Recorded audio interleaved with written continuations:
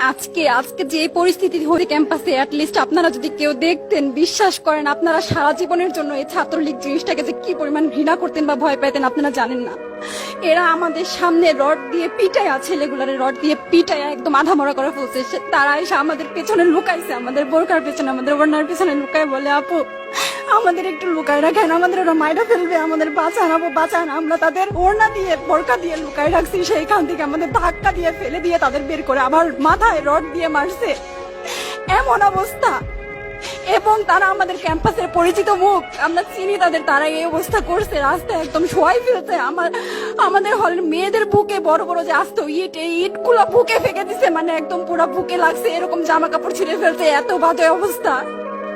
অথচ আমার ব্যাচমেট, আমরা যাদের সাথে ক্লাস করি, একসাথে বসি, আমি তাদের একটা কথা বলতে দেখি না এগুলো নিয়ে, একটা কথা না। এবং তাদের নিউজ ফিডে গেলে দেখবেন তারা এখন এগুলাই সাপোর্ট করে যাইতেছে, কিচ্ছু বলার নাই। আমি কেমনে যাই এই মানুষগুলোর সাথে এত বছর ক্লাস করছি, বা আমি আরো 6টা মাস কিভাবে ক্লাস করবো আমি জানি না, আমি সত্যি জানি না।